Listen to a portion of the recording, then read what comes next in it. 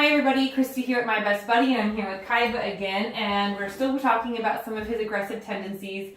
One of those things is having his collar grabbed. I'm going to do everything I can to keep him from swinging his rear in front of the camera, but he's just going to move around how he moves around, so bear with me.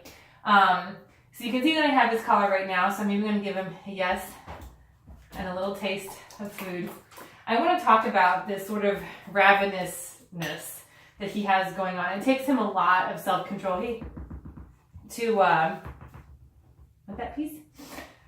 keep off the bowl, and it's really hard for him.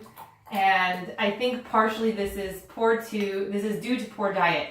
They brought him with a food that's considered a premium food, which is great and fine, but for whatever reason, it's not working for him. He's very thin, and he wants to like wolf food down so frantically that I don't think this is just about resource guarding. I also have to say I think it's due to part of poor diet.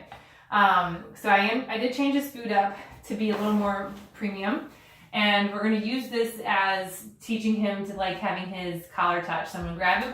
I want him just to feel the pressure. So a lot of times when I go through this, people want to yank their dogs. I'm not yanking him. I just put enough pressure, and he keeps his mouth open, so that's how you know he's relaxed. So I'm going to treat him.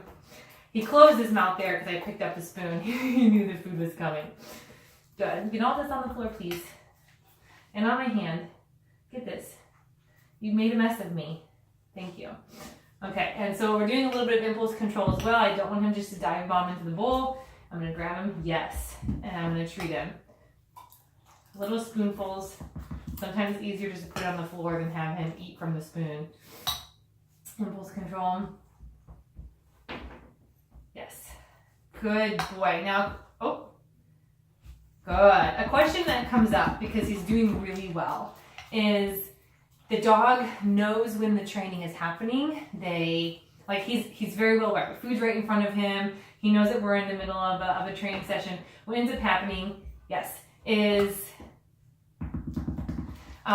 it's everyday life stuff that's taking place where the dog suddenly turns around and snaps. And I got a little bit of that last night. He went out to go potty several times throughout the night, and he went back in his kennel nicely at 2, nicely at 4, and then at 6 a.m. he didn't want to go in, and as I went to go coax him back in, he turned and he snapped at me. So why did he not do it the first 2 times and he did it this time? Well, it doesn't really matter why. It doesn't. We still know that his collar being touched is a moment is going to spark some, I don't even like calling it aggression. It upsets him. And so we need to do this exercise enough times, yes, that even during normal everyday events, he understands that we are to be trusted and it's okay to be grabbed.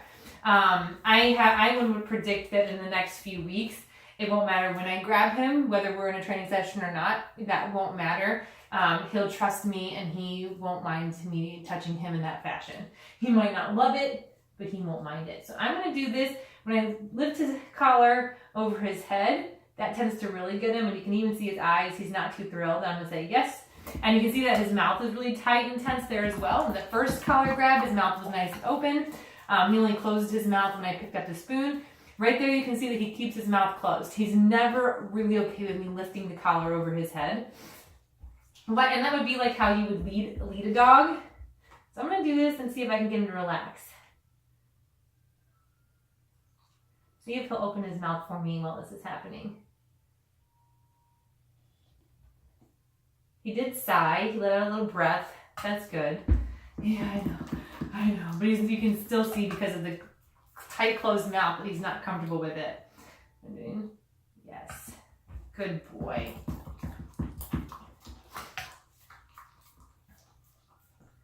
Yum, yum, yum, yum, yum. This is how he earns his lunch. Another thing that bothers him is if I try to adjust his collar and I go around his neck.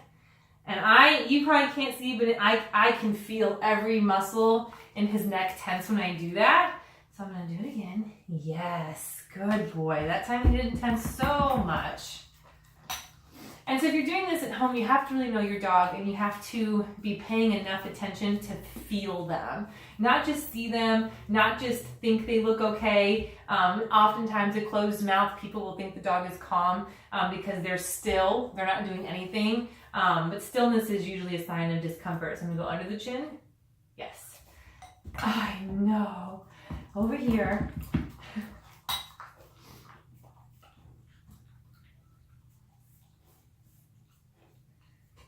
Yeah, there we go. Good. You see how he backed away from my bull? He's going to get treated for that as well. I mean, it's right here in front of me. He could dive in if he wanted. We're working on his impulse control. Impulse control is going to impact how well he handles himself in a moment of stress. So I'm going to do some leading. Yes. Wait.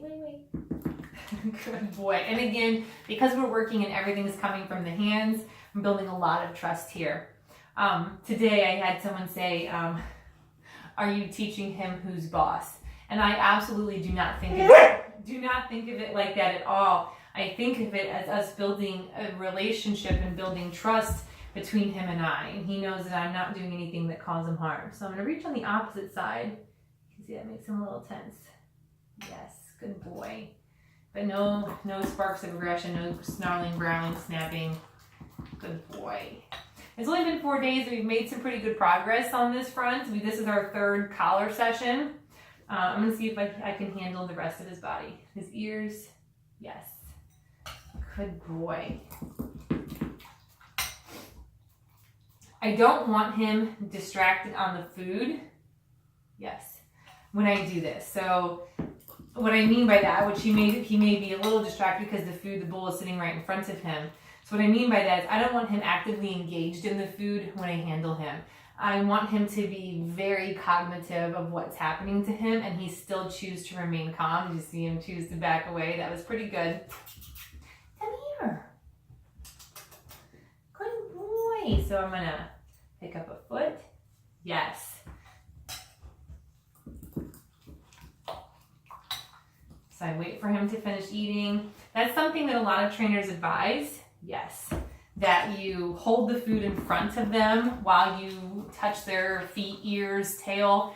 And I don't like to advise that because then the dog is so focused on the treat that they may not be completely aware of what's happening to them. And so when there is no food in front of them and they become aware of what's happening to them, that's when they'll feel uncomfortable. So I want him to truly build some comfort. So here, I'm going to bring him closer to me by grabbing his collar.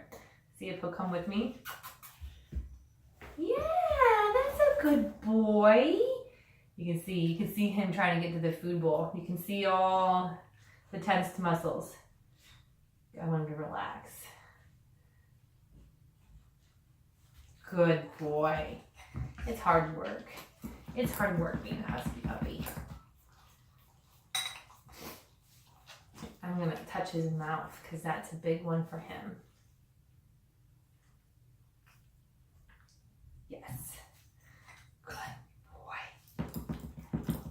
Good boy.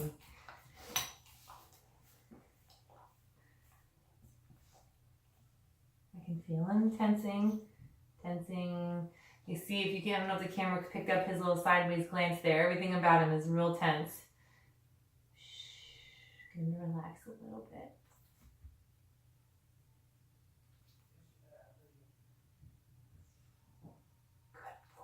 So I attempted to open his mouth there, but I could feel him literally clenching his teeth together. I don't want to push him to bite me, not only because I don't want to get bit, because I don't want him to feel like that's how he needs to respond. You can get all that. I want him to build enough trust to let me do this. So right now, this is where we're at. This is our third collar grab session. This is our first body handling session. And we've had every day we do the kennel games that you saw in the video one. So all of this is building trust. Yeah, teaching him that everything good comes from me, comes from my hands. Good boy.